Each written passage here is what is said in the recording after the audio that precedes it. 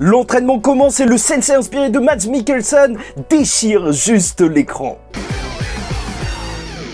Mesdames et messieurs, ici Chaz et on se retrouve aujourd'hui pour la review de cet épisode 10, donc amoché, lessivé de Chainsaw Man. Plus que 2 épisodes ensuite, peut-être qu'on aura une pause ou peut-être que la prochaine saison aura lieu l'année prochaine, on verra bien. Dans tous les cas, on profite encore une fois d'un épisode extrêmement bien réussi. Que ce soit les épisodes plus de transition, d'entraînement comme celui-ci ou les épisodes de combat, à chaque fois on est bien avec Chainsaw Man et ça fait énormément plaisir. Bon, on est sur la chaîne secondaire Saya Chaz le Phoenix, donc un petit peu moins de montage. Et franchement, le réalisme frappe dès le début de l'épisode, c'est vrai. Encore une fois, tu vois les infos, tu vois l'hôpital, t'es vraiment mis dans une ambiance où tout le monde est KO et c'est le sujet de cet épisode. Et ça y est, un entraînement, ça c'était quelque chose qu'on pouvait attendre depuis le début parce que jusque-là, en fait, Denji il se bat un petit peu en bougeant dans tous les sens. C'est efficace, hein, mais face à des gros morceaux, ça devient tout de suite un petit peu plus compliqué. Et c'est assez intéressant d'avoir même un questionnement de Denji dans cet épisode autour de son cœur. Parce que bien évidemment, en fait, le lien est de plus en plus fort entre les personnages. Et ça, tu le ressens, en fait. Rien qu'avec le fait que Denji, il appelle Power Popo, tu vois, petit surnom. Et oui, ça fait plaisir. Même au-delà de ça, c'est peut-être léger, mais Denji qui donne une pomme à Aki, c'est quand même quelque chose de gros. Vu comment il aime la bouffe. Et même en fait, le fait qu'il se retrouve à son chevet, alors que en fait au début de la série, t'avais justement Aki et Power qui se retrouvaient à son chevet,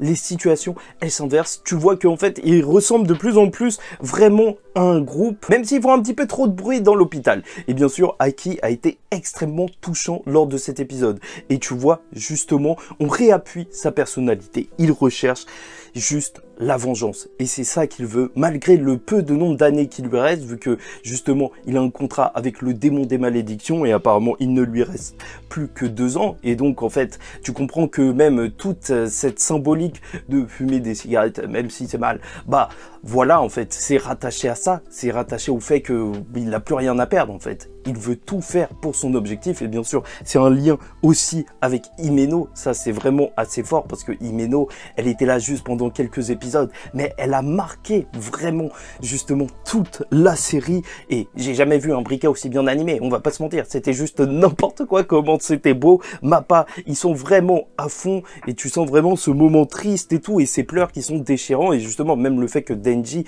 il entende ça, bah tu comprends que les personnages ils se comprennent de plus en plus, bien évidemment. Et donc c'est un questionnement de Denji par rapport au fait que justement il n'est pas versé de larmes. Est-ce qu'il a encore un cœur d'humain? Est-ce qu'il pleurait pour Aki, pour Power? Non, pour Makima peut-être. Voilà, on verra bien ce qu'il en est. Est-ce que son humanité sera questionnée lors de cette série? Peut-être bien. Et donc là, t'as un passage qui est assez drôle en fait, parce que t'as ce côté aussi monde du travail dans Chainsaw Man, avec justement ces 2 personnes qui viennent de la part de Makima pour entraîner Aki et lui offrir un nouveau contrat étant donné qu'il a plus de contrat avec le démon renard vu que justement il avait un petit peu trop douillé la dernière fois lors du combat face au katana avec un Aki et sa voix elle était glaçante, hein. Vraiment le seiyuu il a réussi à rendre la scène impactante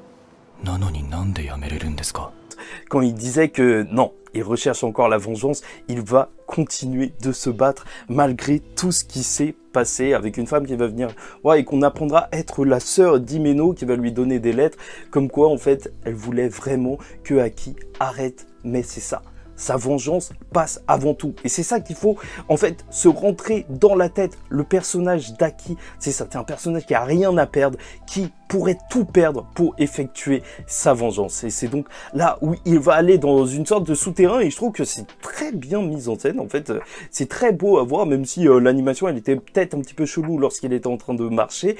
Alors, en fait, l'ambiance colorée, je trouve qu'elle ressort extrêmement bien dans ces bas-fonds entre guillemets parce que c'est vrai que dans le manga en fait ça m'avait pas tant marqué que ça. Là c'était magnifique et tu apprends qu'il va faire un contrat avec un démon dont on ne voit juste qu'un œil. Ça, c'est assez mystérieux, mais franchement, je trouve qu'ils arrivent vraiment à mettre une ambiance, en fait, à chaque fois que les démons, ils apparaissent. Et ça, c'est juste parfait. Ça me faisait peur pour l'adaptation de Chainsaw Man. Mais ils ont respecté le coche.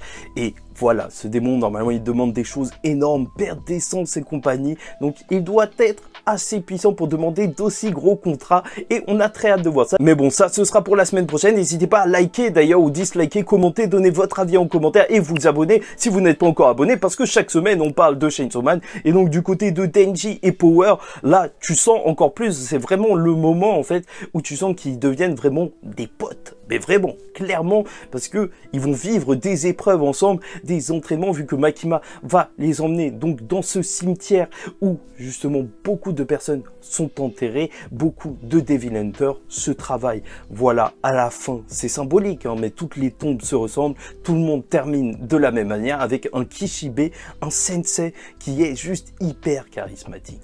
Il crève l'écran, c'est juste n'importe quoi, dès que tu le vois en fait, c'est un ivrogne, voit qu'il a confiance en rien du tout, tu le vois à la fin de l'épisode, c'est juste en fait un personnage hyper charismatique, même par ses questions en fait qui dénotent totalement de ce qu'on pourrait attendre ou entendre. Tu vois, ils demandent bon de quel côté vous serez, ils disent du côté où ils gagneront ou du côté où on s'occupera bien d'eux, même si c'est du côté des démons, et lui il dit wow, bonne réponse. C'est juste n'importe quoi. Et Denji et Power, de grands tarés, ont eu la note maximale à son test. C'est juste complètement fou et ça contraste justement avec un Haki qui est lui déterminé pour une cause. Et voilà, justement en fait, c'est peut-être ça qui le mènera à sa perte, alors que ses camarades, bah, ils sont assez chill, même si l'entraînement va commencer tout simplement. C'est le plus fort des Devil Hunter, il fait partie de la première section spéciale. C'est vrai que ça donne envie d'en savoir plus par rapport à celle-ci, et le premier truc qu'il va faire, c'est juste les tuer. Et voilà, en fait, on en apprend plus sur leur régénération.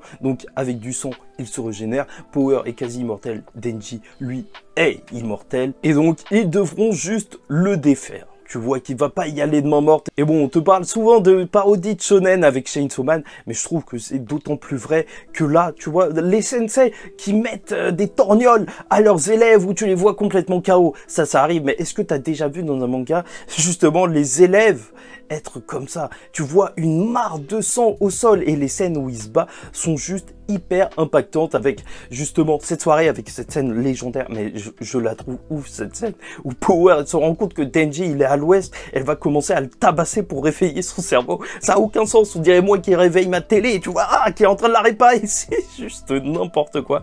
Et donc il décide de jouer l'intelligence. Et bon, certaines personnes étaient déçues que la page justement légendaire des deux qui se prennent pour des mecs intelligents de manga à lunettes pour lancer l'opération ne soit pas complètement retranscrite, mais c'est pas grave. En vrai, tu sens vraiment le délire et c'est juste n'importe quoi. Tu sens vraiment qu'ils ont un plan. Ou encore une fois que Mappa a réussi à rendre le personnage de Kishibe encore plus lisible en fait dans ses capacités. À quel point justement il est doué, parce que juste en fait tu comprends que le pas de Power derrière la porte, il a fait assez de bruit pour que Kishibe se rende compte qu'une lance allait arriver. Il a entendu les bouteilles d'eau en haut et il a réussi à les esquiver et a vu l'ombre de Denji pour donc contre-attaquer. Non, franchement, c'était bien fait dans le détail. Tu te rends vraiment compte de comment il a réussi à lancer sa contre-attaque, même si c'est subtil, et tu sens tout le talent de Kishibe. Et purée, quel plaisir de voir un personnage aussi badass. Et petit mot sur l'ending qui spoil énormément la fin, mais de toute façon si tu sais pas, bah tu ne vois pas.